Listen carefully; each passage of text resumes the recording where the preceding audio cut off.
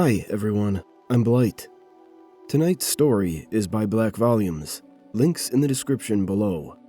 A story about why bananas can be kind of ominous sometimes. Before we get started, if you enjoyed today's narration, don't be afraid to leave a like on the video, or a comment down below. It would help the channel, and I would greatly appreciate it. Now, let's get into tonight's story, and remember, keep the lights on, folks. And this is no prank. It's a symptom of something horrifying. Typically, whenever the fruit bowl is empty, I make a note on my phone to restock from the local supermarket, and that was exactly what I did last week. Imagine my puzzlement when, the following morning, I entered the kitchen to find that the bowl had magically refilled itself, but only with a single banana. Very funny, Beckett. I called to my husband, but he insisted that he hadn't restocked the bananas, and that he would certainly have bought more than one. We agreed that I'd simply made a mistake, and missed one final banana in the bowl. So, grateful that I could delay the supermarket trip for another day, I ate the banana and tossed the peel away. Then I cracked on with my work from home.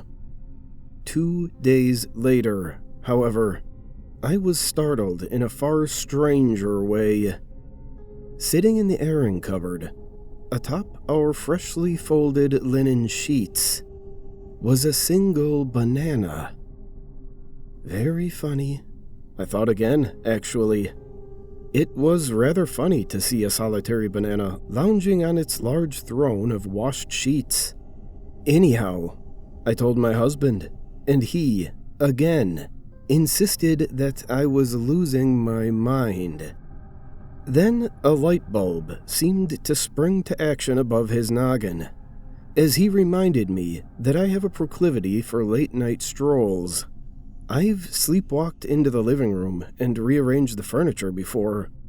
I even, once, unlocked the attic door and curled into a ball up there. That'll explain it, Beckett said, before grinning. You must have been peckish and fetched a midnight snack for yourself. I frowned. Then why did I put it to bed in the cupboard? Why didn't I eat it? He shrugged, and the matter was dropped again. Though I did start to consider that my husband was playing some cruel, drawn-out joke on me. I wasn't impressed by the angular streaks of yellow skin on the linen. I quickly brushed them off, then threw the sheets back into the washing machine.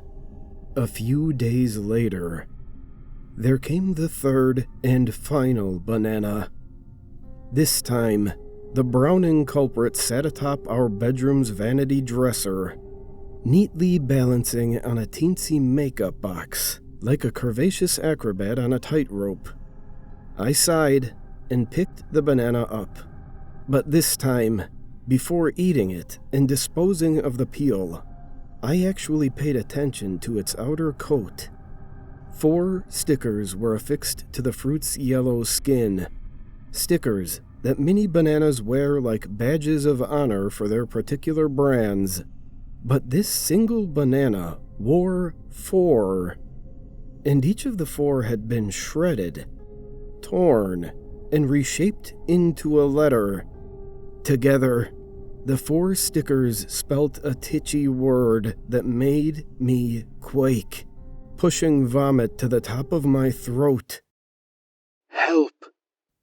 I dropped the murky omen and stumbled back from my dresser in fear.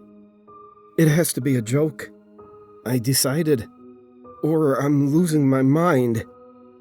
I didn't get much work done over the next few hours. In fact, I fell into a sort of trance until my husband got home. Are you okay? He asked, finding me sitting on the edge of the bed.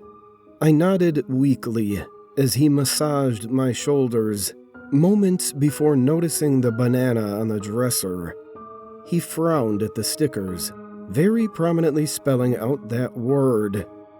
Then, he began to laugh. "You and your sleepwalking," he teased, squeezing my shoulders. "Come on, Hetty, my love. It's Friday, date night." That evening, I didn't focus on the fine dining or my husband's attempts at conversation. I thought only about the ominous message on the banana, and I conked out on the bed, head pounding and body inexplicably exhausted, the moment we got home. Then again, that's a weekly occurrence. Too much wine. That's what we always say. But this Friday, I was awoken at some point during the early hours of the morning. I heard little through clogged ears and a still cloudy mind, but there was a voice coming from the ceiling. "Little stunt. Ungrateful. No more going downstairs. Revoke privileges. Forget nice food. Hetty." Then, following those words, came grunts, whimpers, and thumps. Each sound was stunted, succinct, and sinister, but I thought little of it, as the black fog of sleep, or perhaps unconsciousness, swiftly stole me from the world once again. The next morning, I remembered only fragments, but I knew that something strange had happened whilst I slept, just as I knew that it, whatever it may have been, had happened in the attic. I made my way up there to find mostly empty space, save for moldy cardboard boxes filled with forgotten possessions and Christmas decorations awaiting their time to shine. I almost shrugged my shoulders and went back downstairs. Almost missed it, but I turned on my phone's torch and saw the evidence towards the back of the room. A damp, muddy, red-smeared patch on the floorboards. A myriad of stains, in fact. A collection of food-filled grocery bags, water bottles, tampons, and condoms. Red handprints against the far wall. I shrieked and fled. That was a week ago, and I've been on the road since then. I called the police, obviously, and they wanted me to make a statement in person. But I had to get away from town. I'm not going back.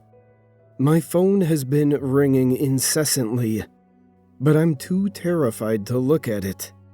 Beckett knows that I know, and that means I'm not safe.